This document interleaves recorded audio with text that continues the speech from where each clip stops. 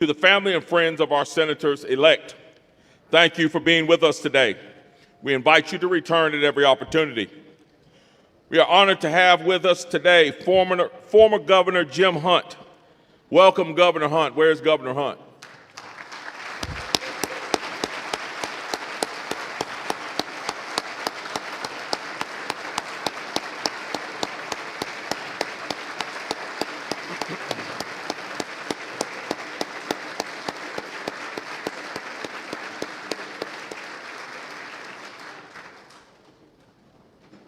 Side note, Governor Hunt, you're dear to my heart.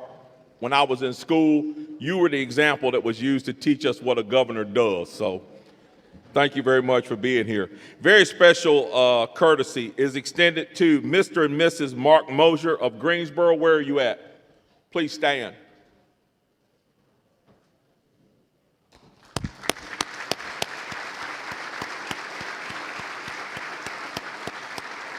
And to Clayton City Council member Mike Sims. Mike, where are you at? Thank you all for being here. These are my guests. Thank you for being here. The Sergeant at Arms is recognized.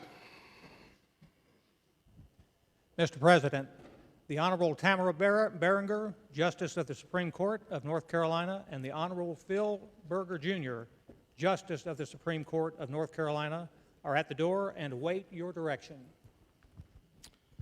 The Sergeant at Arms will open the doors and admit the Honorable Tamara Berenger, Justice of the Supreme Court of North Carolina, and the Honorable Phil Berger, Jr., Justice of the Supreme Court of North Carolina. All members and guests will please stand.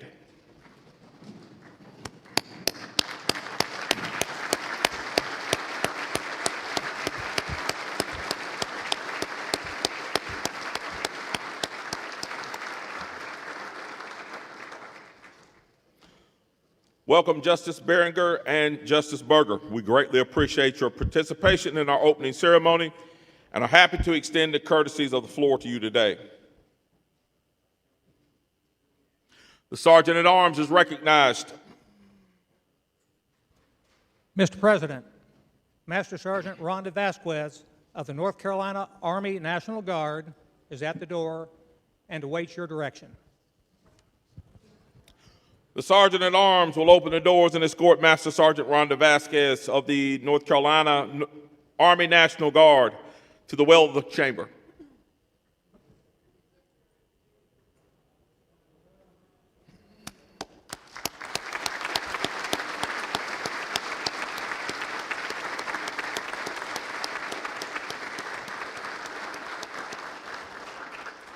We welcome you to the Senate chamber, Master Sergeant Vasquez, and appreciate your participation in our opening ceremony. Thank you very much for being here.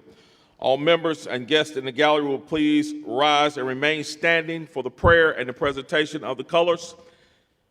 Leading us in prayer as we begin this 2023 session of the North Carolina General Assembly is Pastor Steve Griffith of Osborne Baptist Church in Eden, North Carolina.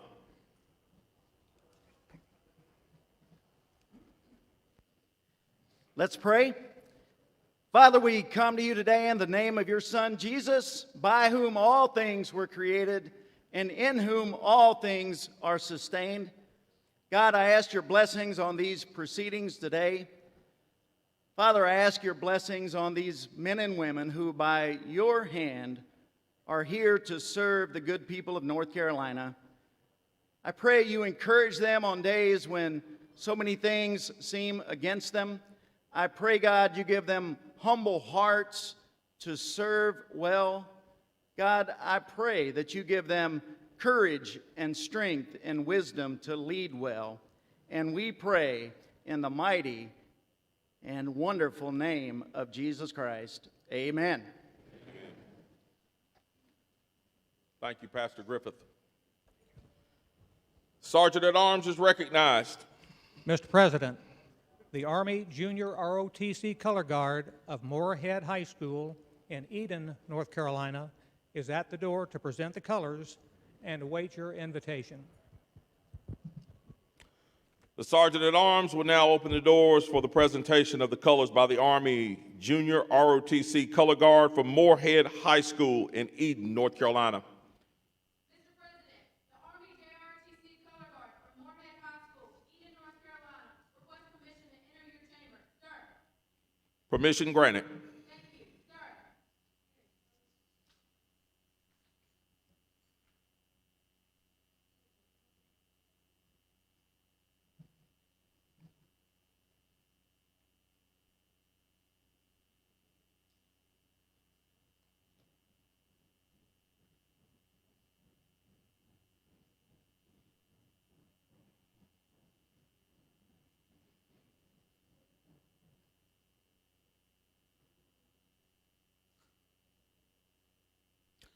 I pledge allegiance to the flag of the United States of America and to the republic for which it stands, one nation under God, indivisible, with liberty and justice for all.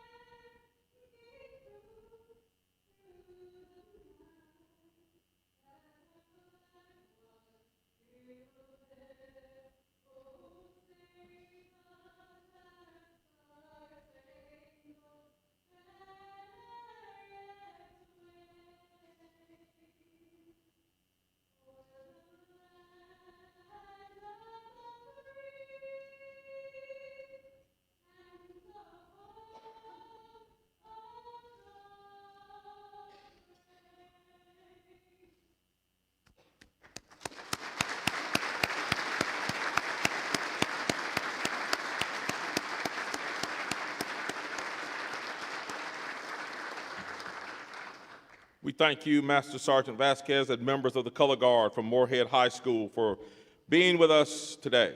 At this time, you may retire from the chamber.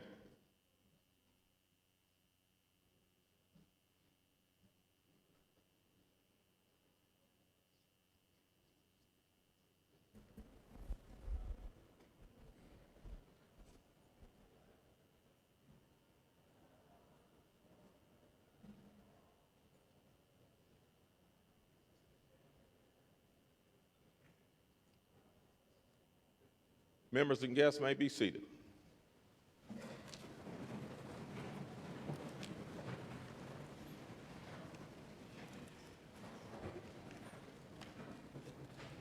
The clerk will now read the certification of the election as received from the Secretary of State, the Honorable Elaine Marshall, and call the roll of senators elect by district.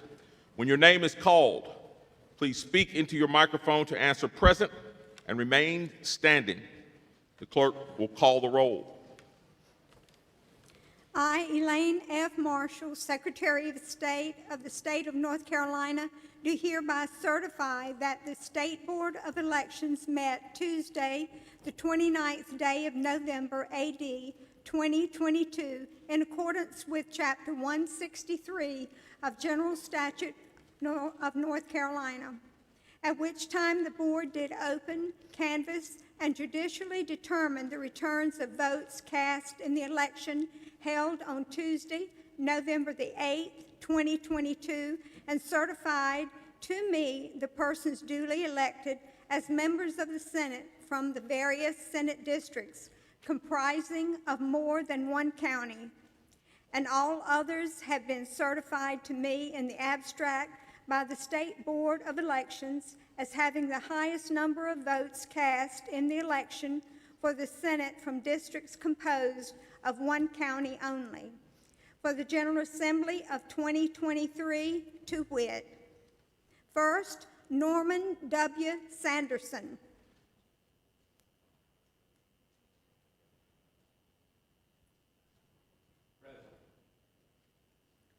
Second, Jim Perry.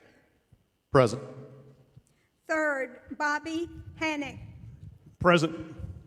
Fourth, Buck Newton. Present. Fifth, Candy D. Smith. Present. Sixth, Michael A. Lazaria. Present. Seventh, Michael Lee. Eighth, Bill Raven. Present. Ninth, Brent Jackson. Present. 10th, Benton Sorry. Present. 11th, Lisa Stone Barnes. Present. 12th, Jim Bergen. Present. 13th, Lisa Grafstein. Present. 14th, Dan Blue. Present. 15th, Jay Chaudhry. Present. 16th, Gail Adcock. Present. 17th, Sydney Batch. Present. 18th, Mary Willis Bodie. Present. 19th, Val Applewhite. Present. 20th, Natasha S. Murdoch. Senator Natalie Murdoch, present. 21st, Tom McInnes. Present. 22nd, Mike Woodard. Present. 23rd, Greg R. Meyer. Present. 24th, Danny Earl Britt Jr. Senator Britt, present. 25th, Amy Scott Gailey. Present.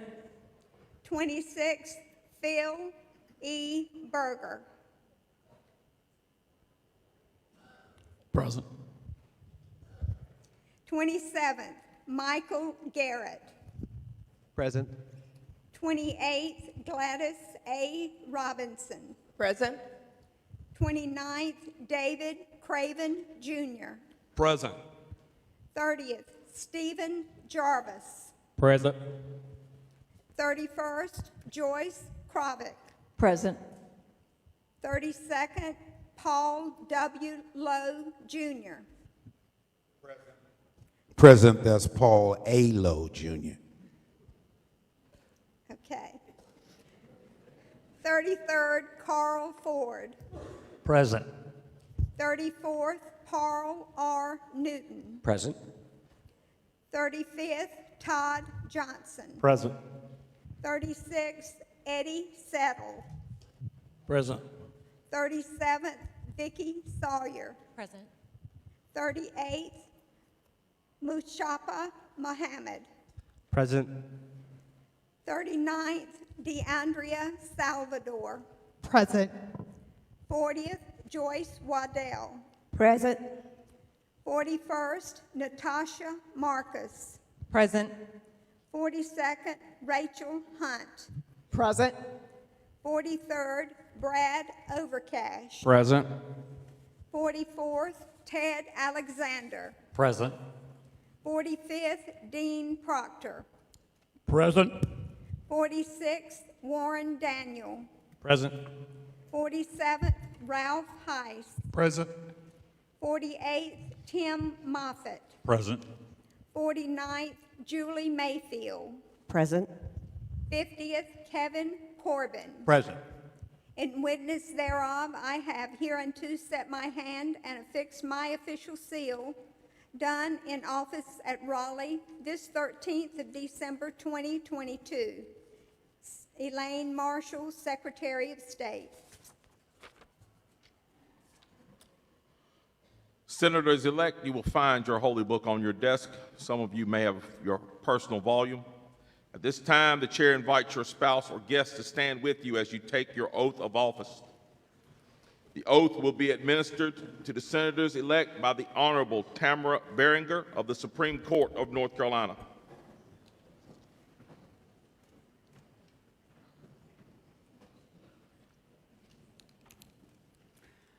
Do you solemnly swear or affirm that you will support the Constitution and laws of the United States?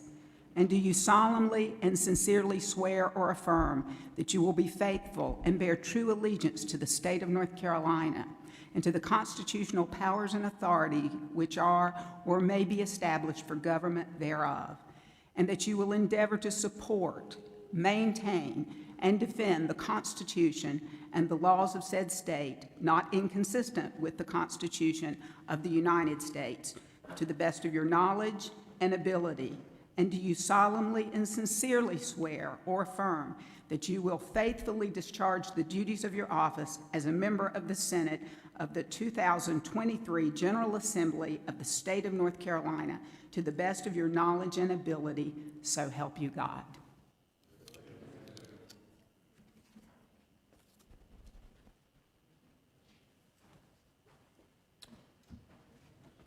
Congratulations to each and every one of you. You may be seated.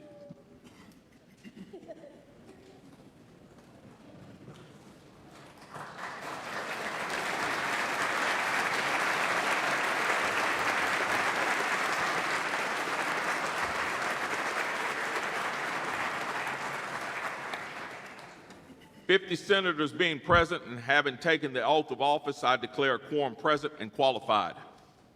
Initiated from 3215929911 with description NCGA Police Control Center 1, LB Garage. Okay, I'm not really sure what any of that meant. I hope it's not dangerous, but okay. The Senate will now proceed with the election of a president pro tempore as established by the Constitution of North Carolina, and who shall serve until the expiration of the term of office as senator. The chair declares nominations are in order for the office of president pro tempore of the 2023 Senate. Senator Newton, for what purpose do you rise? To make a nomination. You have the floor.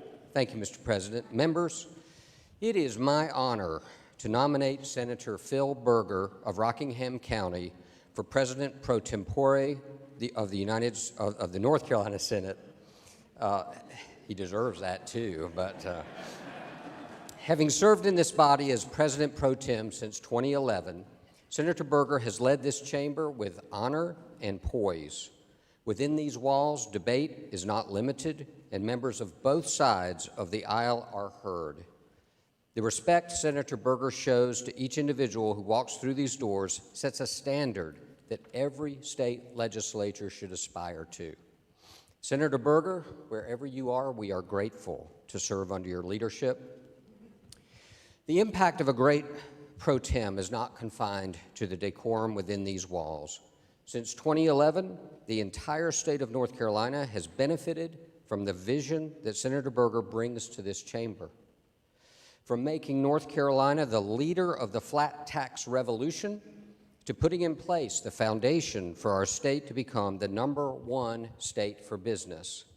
This body's list of accomplishments under Senator Berger's leadership is extensive and touches every corner of the state.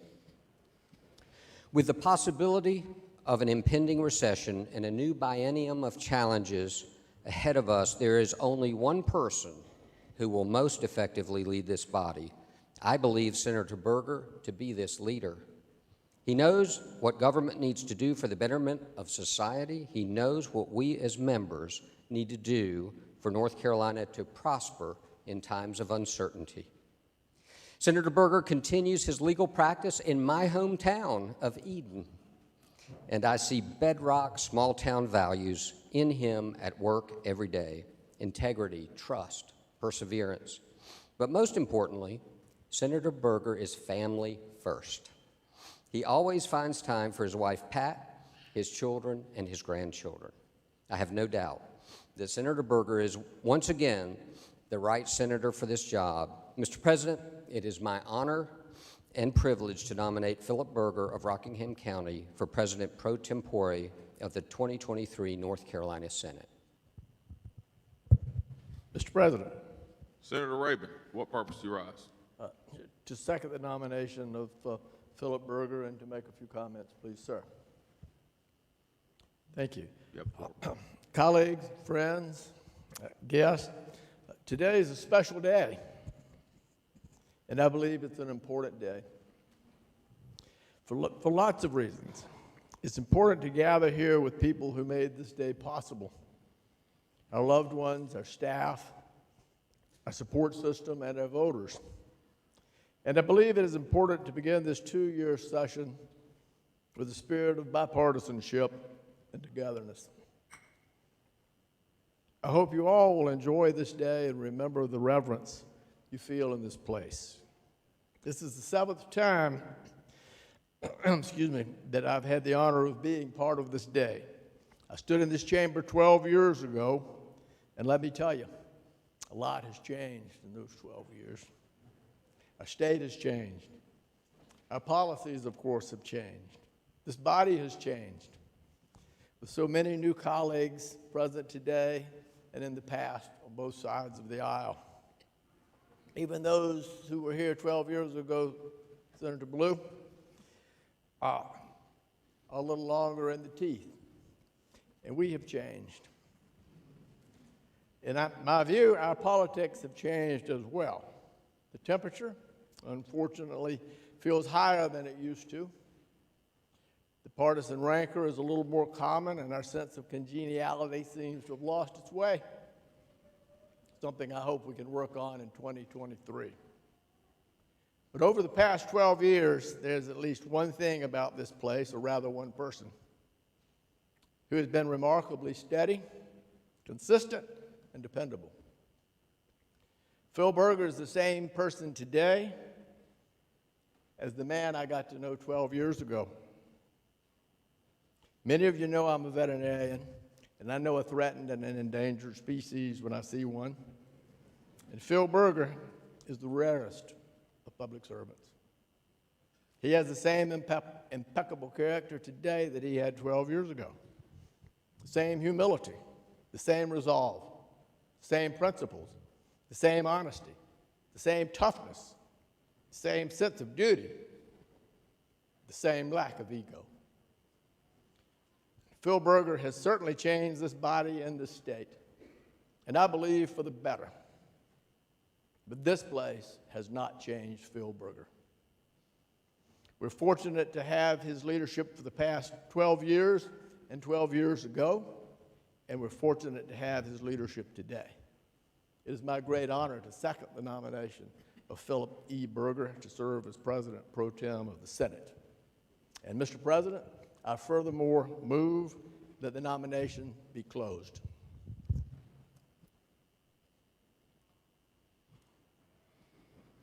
The motion is that the nominations be closed and that the nomination of Senator Philip E. Berger as President Pro Tempore of the 2023 Senate be accepted by acclamation. Is there discussion or debate?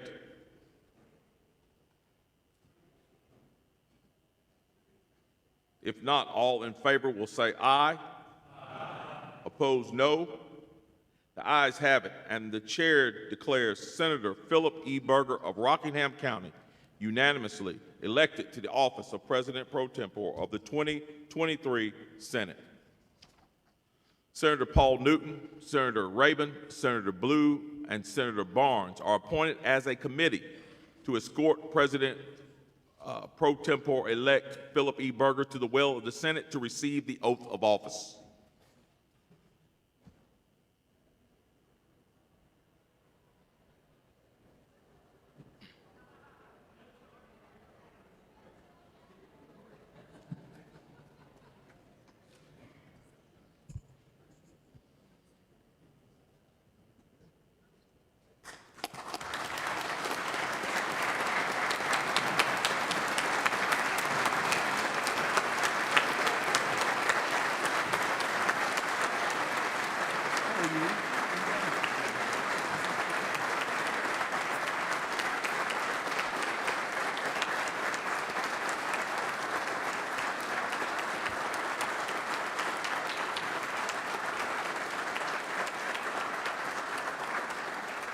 Senator Newton, you have the floor. Mr. President, members, I present to you President Pro Tempore-elect Senator Philip Berger.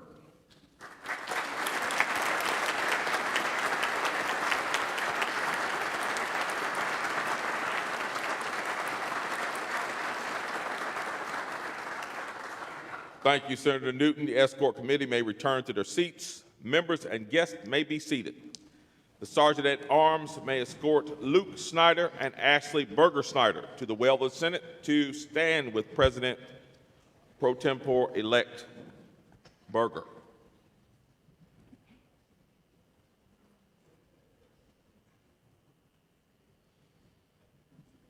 The Honorable Phil Berger, Jr. of the Supreme Court of North Carolina will administer the oath.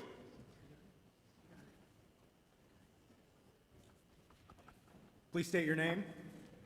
Phil Berger. Do you solemnly swear that you will support the Constitution and laws of the United States, so help you God? I do.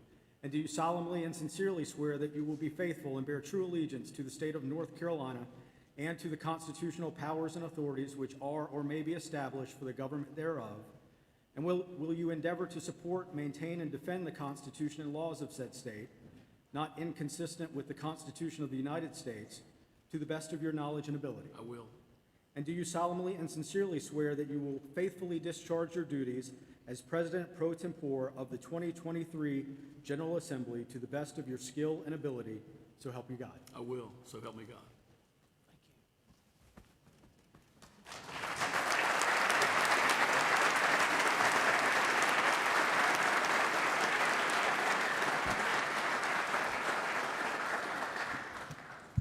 Congratulations, Senator Berger. The chair has the great honor of recognizing you to address the Senate and our guests. Thank you, Lieutenant Governor Robinson, Justice Barringer, Justice Berger, my fellow senators, Majority Leader Newton, Minority Leader Blue, family, friends, and those joining us via the internet, which is live streaming all of our proceedings today. I want to thank you for the warm welcome and for bestowing on me the real high honor of continuing to serve as President Pro Tempore of the North Carolina Senate. Before I begin, I want to thank, again, although they've left, the members of the Color Guard from Moorhead High School in Eden, and Master Sergeant Rhonda Vasquez for helping to make this event special and memorable for all of us. And I would like to thank and recognize our clerk, Sarah Holland, and her staff for all they do to help us. And finally, thanks to our Sergeant at Arms, Bob Myrick, and his staff for their help and assistance. I'm presupposing some things that are going to happen as we go forward, but we enter this new year and new legislative session with a renewed commitment to the people of North Carolina. While today is a ceremonious occasion for the General Assembly, we must remember why we are here. We're here because the people of North Carolina placed faith in us to care for the state they love. This day is as much about them as it is about us. Their voices, uttered through ballot boxes across North Carolina, signaled the direction they want North Carolina to take. North Carolina is growing every day. Between July 2021 and July 2022, nearly 100,000 new residents moved here from other states. Many to escape states like New York, Illinois, and California, where opportunities and jobs are hard to come by.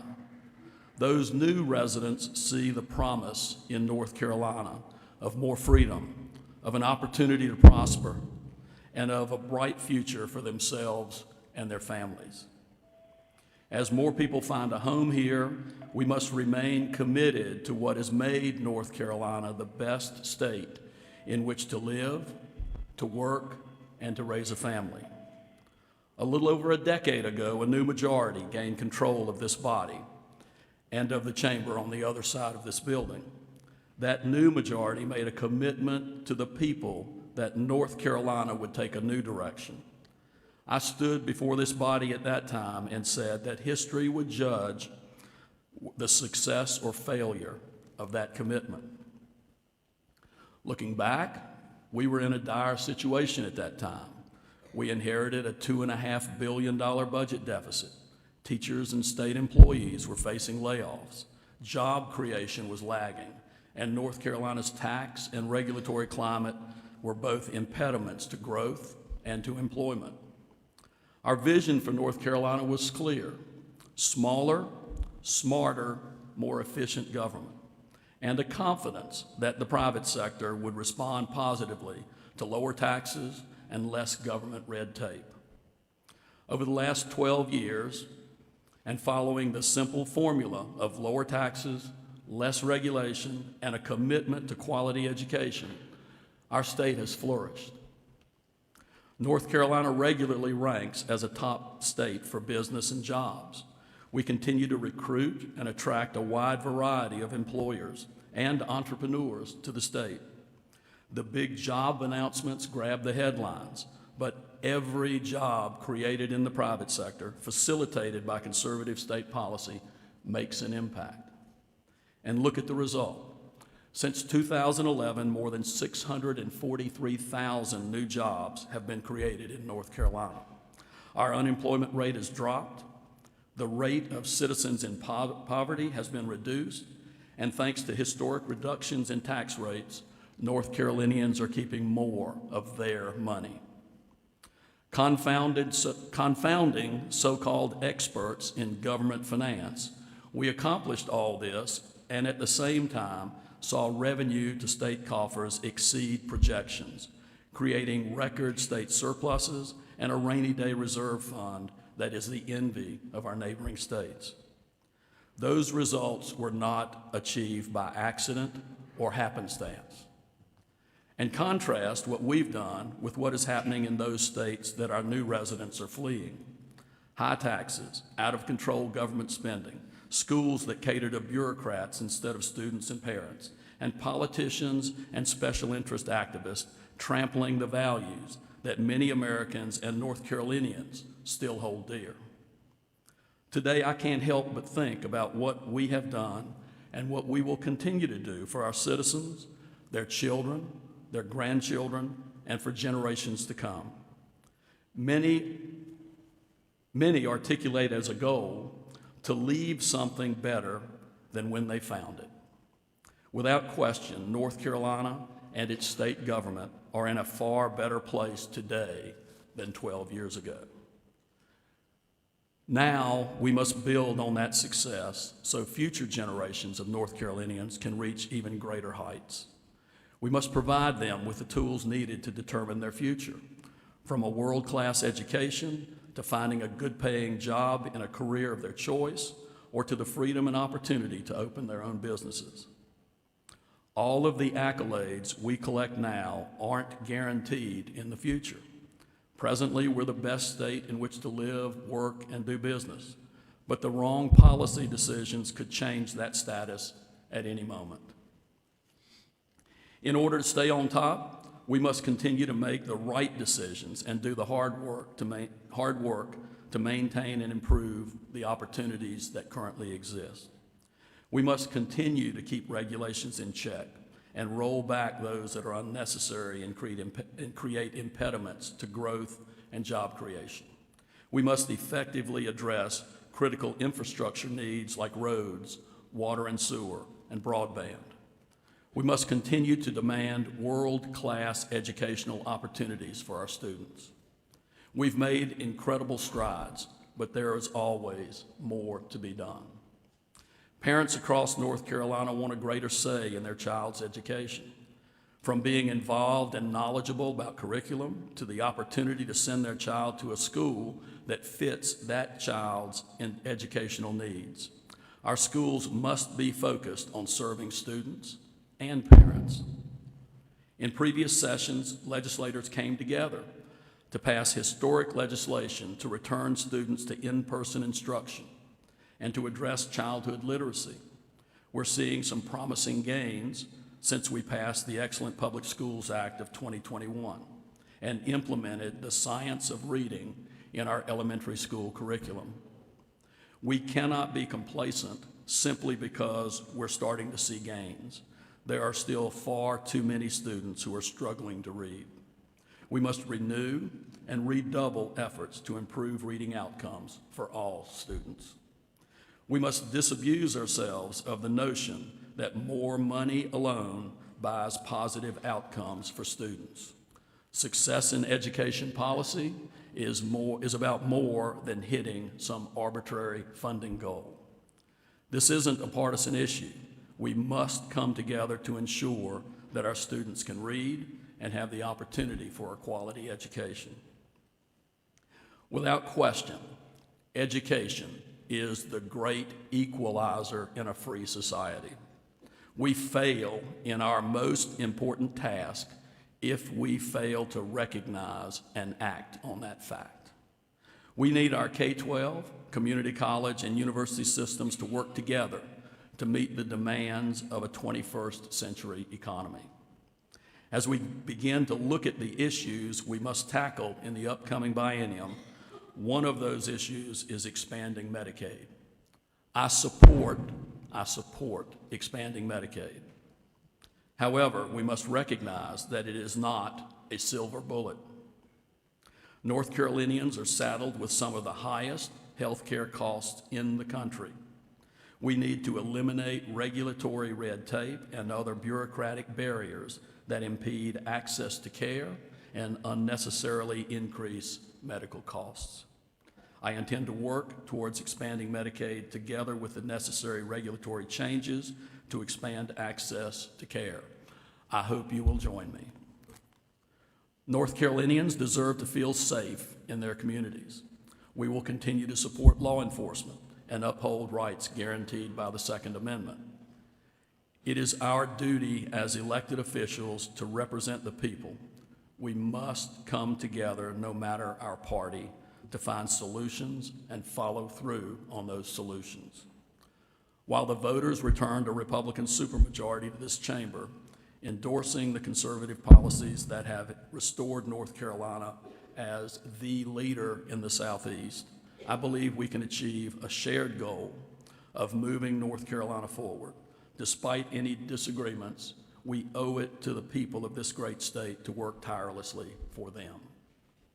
I'm optimistic about our state's future, just as I was 12 years ago. To the people of North Carolina, thank you for trusting us to serve you. May God bless this chamber, may God bless North Carolina, and may God bless everyone here. Thank you.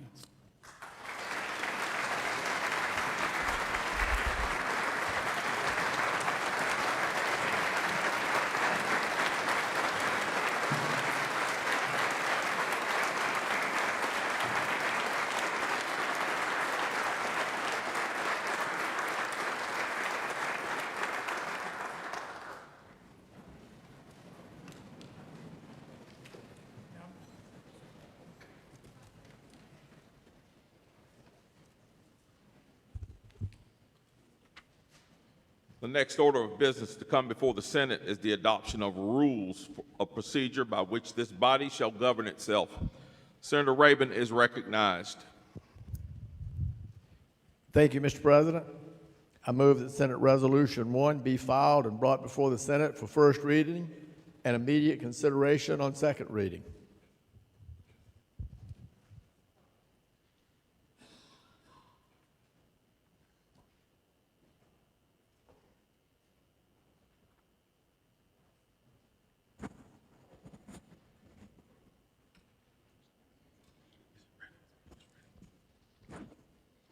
Introduction of a resolution. Clerk will read. Senate Resolution 1, adopting the permanent rules of the Senate for the regular session of the 2023 General Assembly. Second reading of Senate Resolution 1. The clerk will read. Senate Resolution 1, Senate Permanent Rules. Senator Rabin is recognized to explain the resolution. Thank you, Mr. President, members. Our Senate rules for this biennium look a lot like they have in the past sessions. There are a handful of substantive changes, and I will address those for you one by one. Bill requests and filing deadlines, which is Rule 40.2, are as follows. Local bills filing on February 23rd, and drafting on February 23rd and filing by March 9th. Public bills, the dates are filing deadline March 9th, and they have to be out before us by April 4th. Crossover date will be May 4th. There are a couple of changes intended to add flexibility to our members. The co-sponsor deadline we heard a lot about last session is changing. We're giving the members an extra legislative day to co-sponsor bills. The way this will work is that members will have until 5 o'clock the day after filing, the next legislative day, for a bill to go to the floor, and that is the day after the first reading. So you file it one day, first reading is the next day, and you have until 5 o'clock the following day. It gives us a little more time to take care of that. Blank local bills. We've had some problems with that in the past. We're modifying the rule to allow members to file a local bill in the short session if they filed a bill in the long session that did not come up, or if you just did not file one in the long session. So you basically have the entire biennium to get your local bill across the line. Senate resolutions. We get numerous requests from both sides of the aisle and both parties to file resolutions honoring and celebrating and memorializing various events. We are intent, as our rules are intent, in making sure that we file resolutions simply for deceased members of this chamber. If there's an event that is broadly warranted and this body feels that we can handle that as an exception in Rule 41.B. Notice of committees and PCSs. A PCS being noticed for a committee needs to go out by 6 p.m. the night before. A custom in the Senate has been that the PCS be discussed but not voted on at the meeting noticed, and we'll continue that.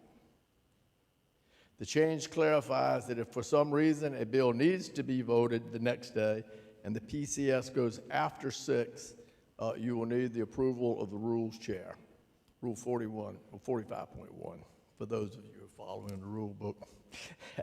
The PAGE program. Both chambers have decided to offer the program to students in grades 10 through 12. This helps ensure that older students get opportunities to participate. We're adding a vice chair of rules this year, and we're adding language that states the vice chair of the rules can act in the absence of the rules chairman or at the discretion of the rules chairman. Finally, visitor material. We're removing the requirement that visitors give written approval to the principal clerk before taking members to material to members' offices. Happy to discuss any of those with anyone that is not clear. You will be getting, of course, a copy in the coming days, and I urge your support to these changes. I think they will help us all and make us all a little more comfortable as we go through the biennium. Thank you, Mr. President. Is there discussion or debate? Hearing none, the question before the Senate is the adoption of Senate Resolution 1. All those in favor of the adoption of Senate Resolution 1 will vote aye, opposed no. 10 seconds will be allowed for voting. The clerk will record the vote.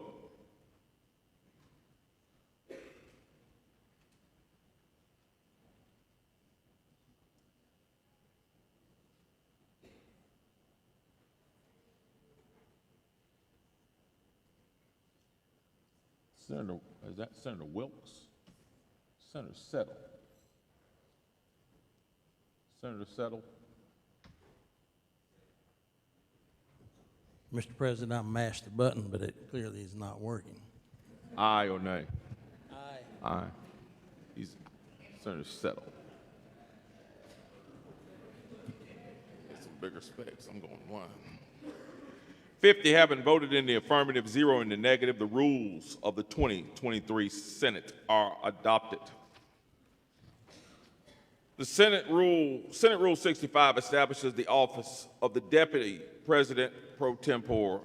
Nominations are now in order for Deputy President Pro Tempore of the 2023 Senate. Senator Kravick, for what purpose do you rise? Thank you, Mr. President. To make a nomination. You have the floor. Thank you, sir. Mr. President, members, I rise today to happily place in nomination the name of Senator Ralph Heiss for position of Deputy President Pro Tem. Senator Heiss has led us in this position for the last 4 years and has done an outstanding job. My relationship with Senator Heiss predates he or I being here in the Senate. His mom was a dear friend of mine, so I should have been his mentor, but we reversed the roles, and when I came to the Senate, Senator Heiss became my mentor, and I have learned so much from him.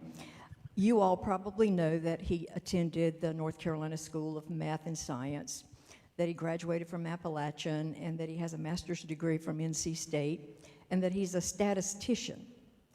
And what does that mean? That means that he is brilliant, and he truly is. And Senator Heiss has led this body through some major pieces of legislation, one being Medicaid transformation. That was a huge lift, and without Senator Heiss's expertise and his knowledge of all things healthcare and Medicaid, I don't believe we would have been able to get it done, certainly not with the efficiency that we were able to get it done. Even though he is brilliant, he's a very humble man, and he has this gift to dumb things down where I can understand them. And I really appreciate that, because he has been a godsend to me. When we were co-chairs together in health care, and I always have said many times in this body, when Senator Heiss speaks, nobody needs to say anything. Everything's been said. And I always hated it when we were co-chairs together, and we would have co-sponsored a bill, and he would speak on it, and then he would want me to add something to it, and I always thought, there's nothing else to say. Senator Heiss has a gift to say it where we can all understand it. I am very honored, Mr. President, to place his name in nomination, and I encourage all of you to support the nomination. Thank you, Mr. President. Senator Newton. Thank you, Mr. President. I rise to second the nomination and to make a motion. You have the floor for your motion. So, members, I rise to second the nomination for the office of Deputy President Pro Tempore of the North Carolina Senate. Ralph Heiss of Mitchell County has dutifully served this body as Deputy President Pro Tempore since 2019, helping usher in important changes to our state government. His leadership in this role, as well as serving as co-chair, really, of numerous committees, but most recently appropriations and redistricting and elections, has been exemplary and effective. Senator Heiss will continue to serve this body honorably and is the right member to assist Senator Berger as his deputy here in the Senate. Therefore, Mr. President, I'm honored to second the nomination of Senator Heiss for Deputy Pro Tempore of the North Carolina Senate, and do move that the nominations be closed and that Senator Heiss's nomination be accepted by acclamation. Thank you. The motion is that the nominations be closed and the nomination of Senator Ralph Heiss for Deputy President Pro Tempore of the 2023 Senate be accepted by acclamation. Is there discussion or debate? If not, all those in favor will say aye. Aye. Opposed, no. The ayes have it, and the chair declares Senator Ralph Heiss of Mitchell County unanimously elected to the office of Deputy President Pro Tempore of the 2023 Senate.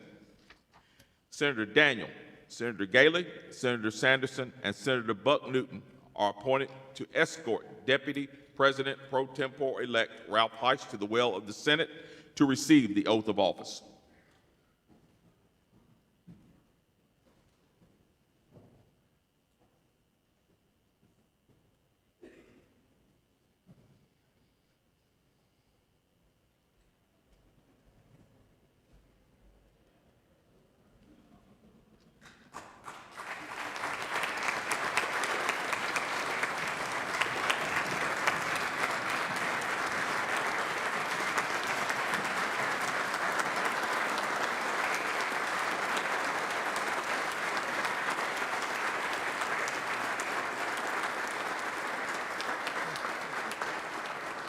Senator Daniel, you have the floor. Mr. President, members of the Senate, honored guests, it's my honor to present to you the Deputy President Pro Tempore of the North Carolina Senate for 2023, Senator Ralph Heiss.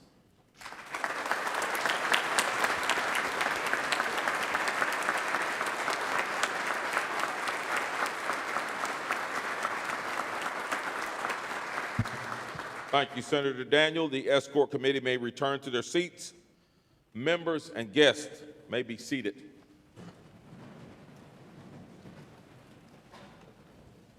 The Sergeant at Arms may escort Mrs. Lynn Heiss to the well of the Senate to stand with the Deputy President Pro Tempore-elect.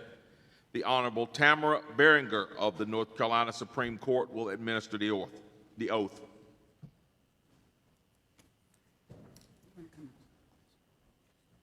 Thank you, Mr. Lieutenant Governor. Do you, Ralph Heiss, solemnly swear that you will support the Constitution and laws of the United States, so help you God? I do.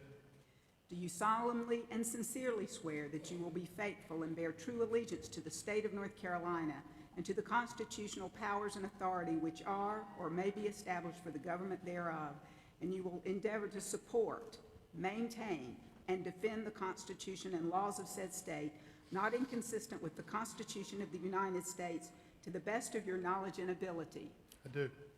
And do you solemnly and sincerely swear that you will faithfully discharge your duties as Deputy President Pro Tempore of the 2023 General Assembly to the best of your skill and ability, so help you God? So help me God, I do.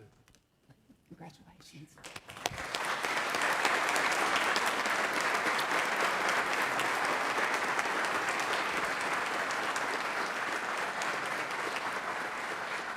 Congratulations, Senator Heiss. You have the floor to address the Senate. Thank you, Mr. President, President Pro Tempore, distinguished members of the judiciary, visitors, guests, and my fellow members of the Senate. Thank you for your vote. I will work to the very best of my abilities for this office to support the President Pro Tempore Phil Berger and all the members of this exalted chamber. I truly appreciate the support that you have all given me. Justice Beringer, I truly appreciate you coming down and giving the oath of office today. It was an honor to serve with you in this amazing body, and I'm humbled that you would take the time to return and fulfill this role for this chamber and myself. I'd also like to extend a heartfelt thank you to our President, Lieutenant Governor Mark Robinson. We look forward to continue working alongside you and remain excited about your historical service and what that means for the citizens of North Carolina. I will keep my comments brief. For 3 sessions now, you have afforded me the privilege to stand and serve you in this role. I want to start by recognizing and honoring my wife, Lynn, my sons, Thomas Heiss and Darren Heiss, and my mother-in-law who's with me today, Mary Ann England. Thank you. None of us are able to serve here through our own strength and abilities. The support of my family, just like the support of those who are with each of you today, and the many others who are unable to be here, are the true reasons that we have this privilege to serve and to make our state so successful. When I began 12 years ago, Senator Jim Forrester stood in this very place, in this position, and declared the dawn of a new age in the history of the North Carolina Senate. He also quoted the Speaker, John Bonner, for the U.S. House of Representatives in saying, "It's not as much a time of celebration as it is for humility and hard work." Under the unmatched leadership of Senator Phil Berger, we have transformed this state, and we will continue to make North Carolina the lighthouse of our blessed nation. As I have searched for words to say of this moment, given everything we're seeing in this nation right now, skyrocketing prices, labor shortages, uncertainty, fear, predictions of recession, even rumors of war, I am constantly drawn back to a scripture from 2 Chronicles chapter 7, verses 13 and 15. When the Lord said to his people, if I shut up the heaven and there be no rain, or if I command the locusts to devour the land, or if I send pestilence among my people, if my people, which are called by my name, shall humble themselves and pray and seek my face and turn from their wicked ways, I will hear from heaven and will forgive their sin and will heal their land. Now mine eyes shall be open and my ears attent unto the prayer that is made in this place.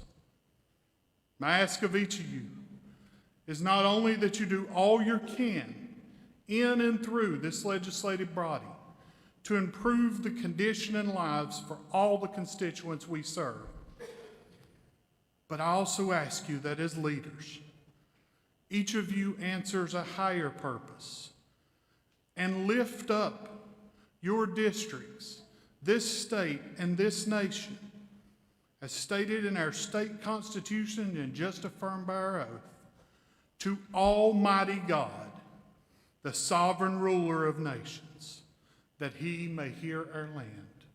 Thank you.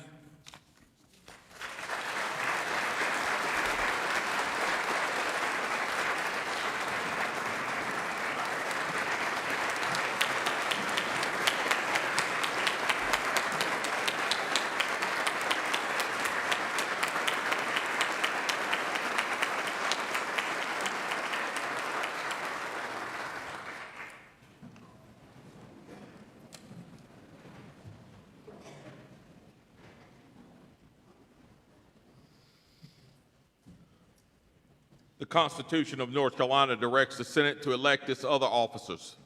The general statute defined them to be a principal clerk and a sergeant at arms. The chair now declares nominations are in order for the office of principal clerk of the 2023 Senate. Senator Rabin, you have the floor. To make a nomination. Thank you, Mr. President. Members, today I rise to nominate Sarah Holland to continue as a principal clerk. For more than a decade, Sarah has served this body honorably and ably. Every senator here has come to, or soon will come to, rely on Sarah's knowledge of our Senate process, her professionalism, her competence, and her kindness. Sarah's not only a consummate professional herself, she leads an entire staff of dedicated and responsive public servants. They're some of the first people here in the morning, and some of the last to leave at night. She has also consistently strived to streamline and improve our Senate operations. Over the last 2 years in particular, I've been impressed with Sarah's ability to turn the challenge of conducting the public's business during a pandemic into an opportunity to improve our systems further.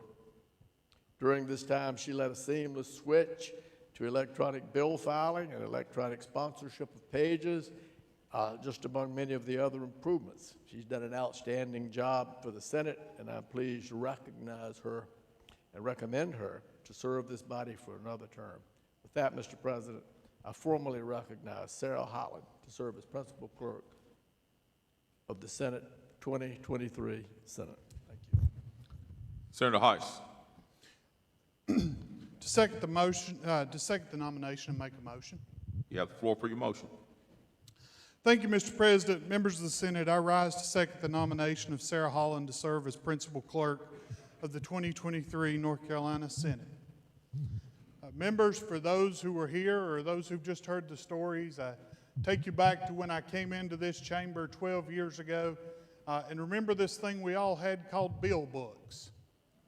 Your legislative assistant got to spend most of the morning making sure that you had every copy of every bill in your desk, ready to go, with the hopes that no one amended or changed anything before that book got here. And I think most of you who have served know our process well enough to know that that generally didn't work out the best in the world. And so we had these long lines of individuals that would have to print out all the copies, and we would just come almost in receiving lines to pick the bills up, especially when we got near days to crossover and others. When we agreed to change that, Sarah and her staff were really the ones that had to make every bit of that happen. And I will say the one almost knock I could say on legislators in general, most of us are not technology experts when we come here. And to have someone who could lead us through that process. It has been 12 years now that she has served in this role. And I would challenge anyone here to identify a single error that's occurred in 12 years with our bills that wasn't the fault of the House. Let me put that in there. So sometimes they don't know how to send things over, and the special messenger gets lost in this process. But I couldn't be more excited to have her serve in this role. We have seen her grow, and she's been there when we've gone through challenges, and we've seen her through challenges, and I'm just excited that she will continue to serve for another 2 years, and I'm honored that we will continue to select her for that. And I further move that nominations be closed and that Sarah Holland's nomination as principal clerk be accepted by acclamation. The motion is that the nominations be closed and that the nomination of Sarah Holland for the principal clerk of the Senate for the 2023 session be accepted by acclamation. Is there discussion or debate? If not, those in favor will say aye. Aye. Opposed, no. The ayes have it. And the chair declares Sarah Holland unanimously elected to the office of principal clerk of the Senate for the 2023 session. The Sergeant at Arms will escort the principal clerk-elect to the well of the Senate to receive the oath of office. The Sergeant at Arms may also escort Mr. Perry Holland to the well of the Senate to stand with the principal clerk-elect.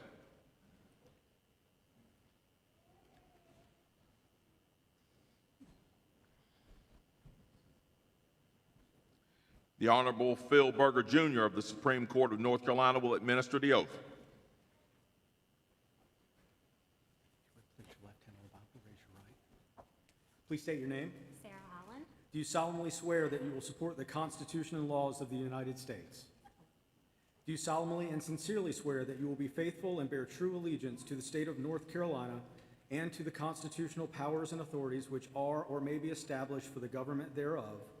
And will you endeavor to support, maintain, and defend the Constitution and laws of said state, not inconsistent with the Constitution of the United States, to the best of your knowledge and ability?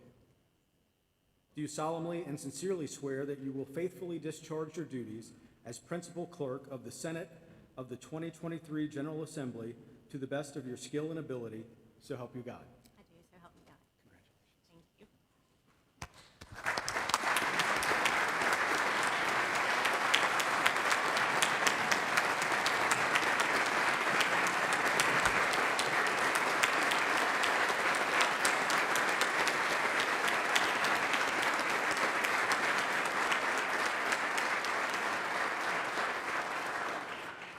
Congratulations, Madam Clerk. You may please assume your seat.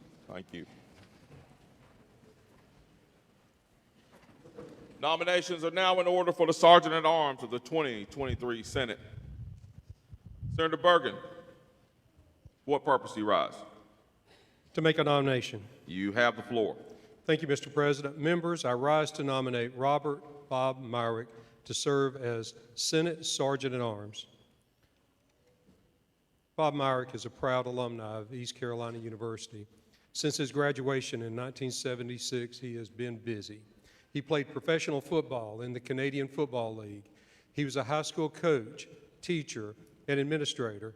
And in 1983, Bob realized his lifelong ambition when he joined the Federal Bureau of Investigation.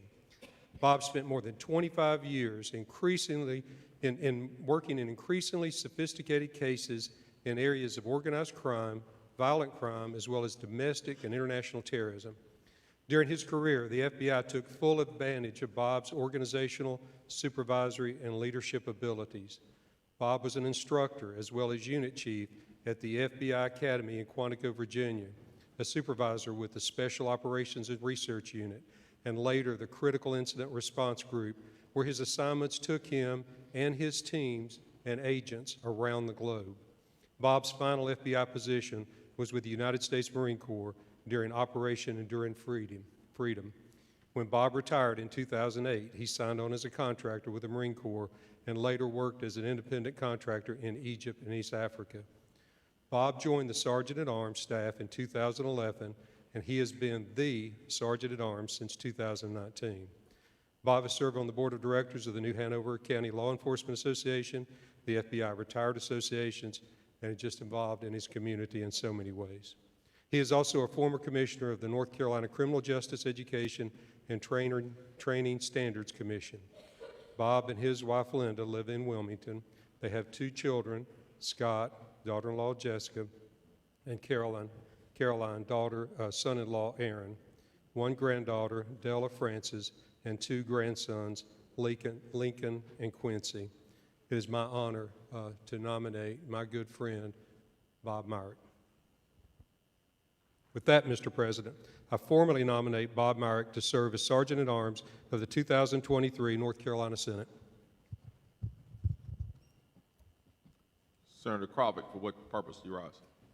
To second the nomination and make a motion. You have the floor. Thank you, Mr. President. Members, I'm honored to second the nomination of Bob Myrick, and you just heard his outstanding qualifications. We could not be more fortunate to have someone serve in this position than Bob Myrick. He's done an outstanding job serving us as Sergeant at Arms over the last few years, leading a very capable team and taking care of those members here in this chamber. With all of his qualifications, he is such a humble man and such a gentleman, and I am so honored to second his nomination. And Mr. President, I second that nomination, and I also move that the nominations be closed and that Bob Myrick's nomination be accepted by acclamation. Thank you, Mr. President. The motion is that the nominations be closed and that the nomination of Robert Myrick for Sergeant at Arms of the 2023 Senate be accepted by acclamation. Is there discussion or debate? If not, those in favor will say aye. Opposed, no. The ayes have it, and the chair declares Robert Myrick unanimously elected to the office of Sergeant at Arms of the Senate for the 2023 session. The Sergeant at Arms may proceed to the well to receive the oath of office. Mrs. Linda Myrick will also be escorted to the well to stand with the Sergeant at Arms elect. The Honorable Tamara Beringer of the Supreme Court of North Carolina will administer the oath. Thank you, Mr. President. If you will place your left hand on the Bible and raise your right hand.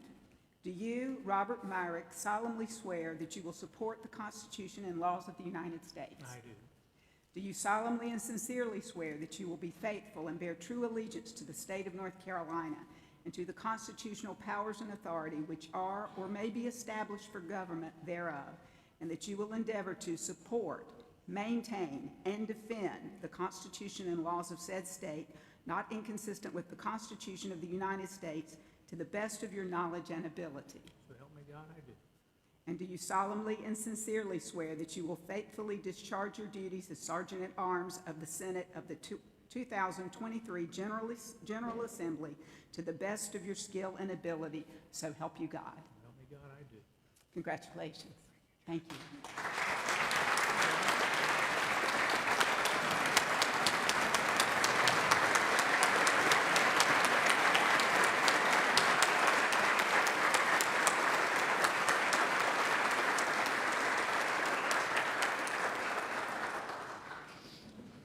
Congratulations, Mr. Myrick.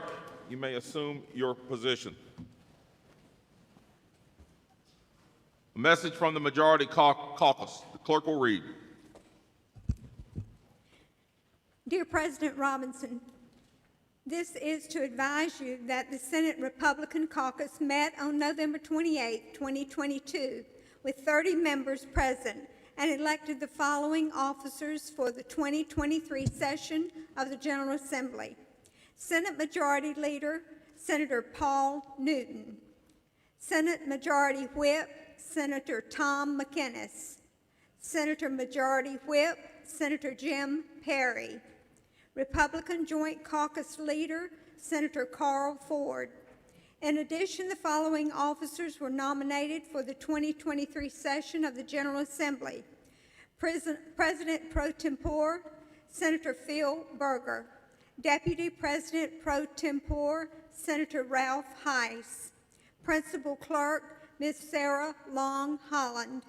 Sergeant at Arms, Mr. Robert Myrick. Sincerely, Senator Paul Newton, Majority Leader of the Republican Caucus. Congratulations to each and every one of you. Thank you.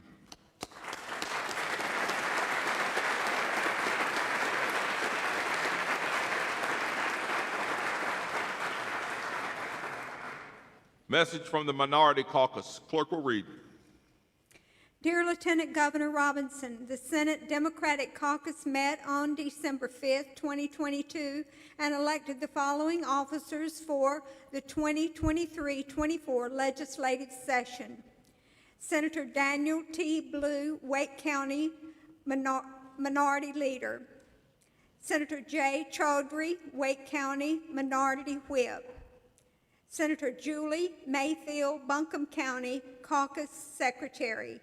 Respectfully, Senator Julie Mayfield, Senator Democratic Caucus Secretary. Please stand as your name is announced and the chair recognizes Senator Daniel Blue, Minority Leader, Senator Jay Chaudhry, Minority Whip, Senator Julie Mayfield, Caucus Secretary. Congratulations to you all. Thank you very much.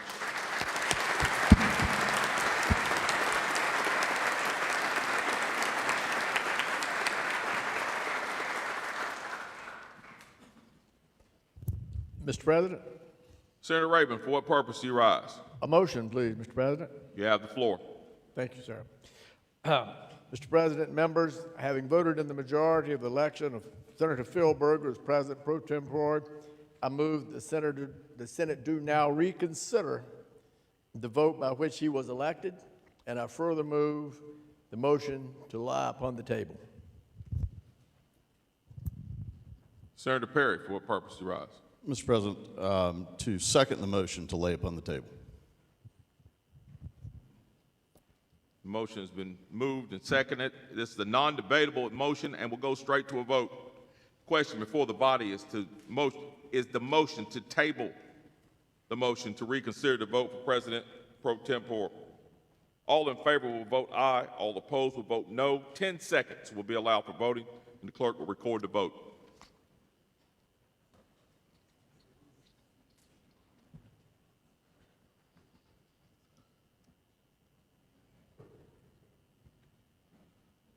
$50 having voted in the affirmative, 0 in the negative. The motion has been tabled.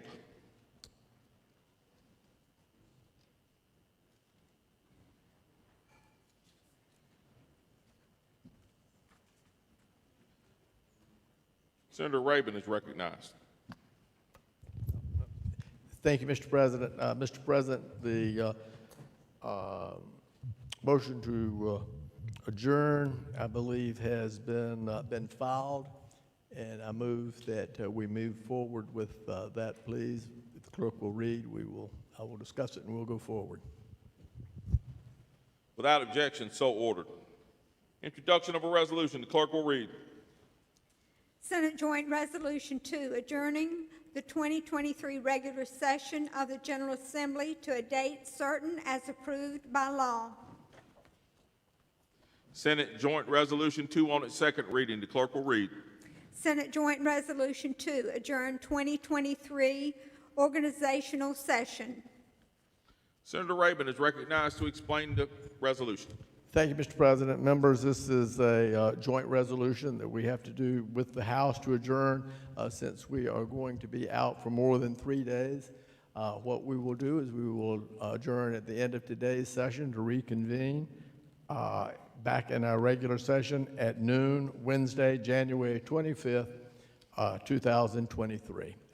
I encourage you to support this motion to adjourn. Is there further discussion or debate? Hearing none, the question before the Senate is the passage of Senate Joint Resolution 2 on its second reading. All in favor? will vote aye. Opposed, no. 10 seconds will be allowed for voting, and the clerk will record the vote.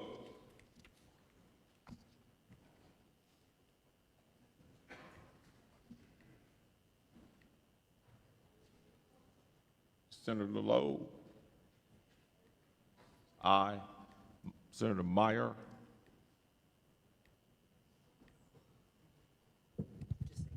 Aye, sir. Aye. 50 having voted in the affirmative, 0 in the negative. Senate Joint Resolution 2 has passed its second reading and without objection will be read a third time. The General Assembly of North Carolina enacts. Is there further discussion or debate? Hearing none, all in favor of the passage of Senate Joint Resolution 2 on its third reading will say aye. Aye. Opposed, no. The ayes have it, and Senate Joint Resolution 2 passes its third reading and will be sent to the House by special message. I have a note here that says that I'm supposed to say a few words or give a speech.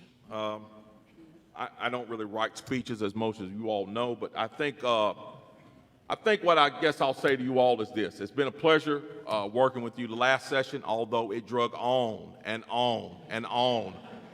It was almost like that Groundhog Day movie. But what I really want to say is this. Some of you all may have heard this story before. When I was a child growing up in Greensboro, I used to sit on the porch of my house and take the trash can lid.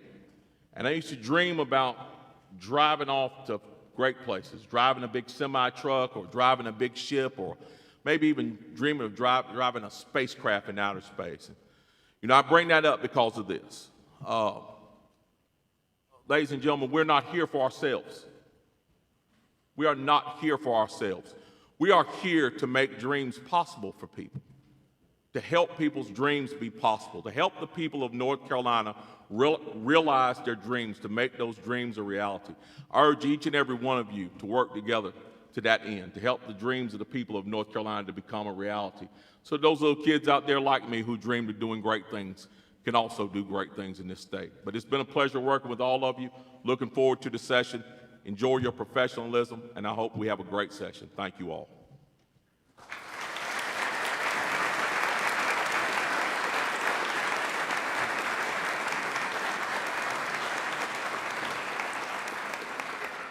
Senators, having received your oath of office, adopted rules of procedure, and elected your officers, the chair directs the principal clerk to send a message to the House of Representatives informing that honorable body that the Senate of the 2023 General Assembly is organized and ready to proceed with public business.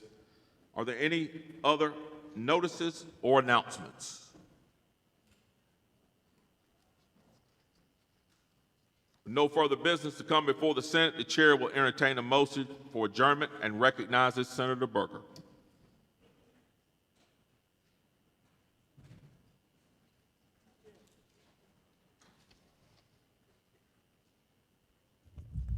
Sorry, Mr. President, I was otherwise occupied. Give me just a moment.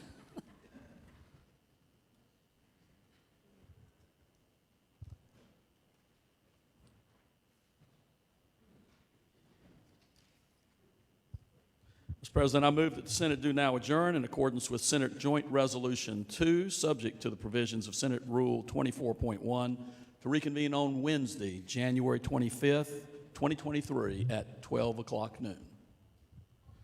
The motion by Senator Berger, seconded by Senator Rabin, is that the Senate do now adjourn pursuant to Senate Joint Resolution 2, subject to stipulations stated by Senator Berger, to reconvene on Wednesday, January 25th at 2023 at 12 p.m. All in favor say aye. Aye. Opposed, no.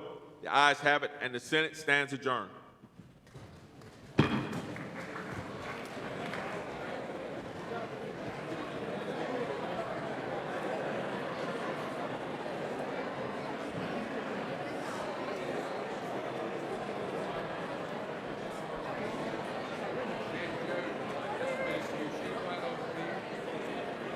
Get around the corner and do this. Yeah. Just wait over here. I'm sorry.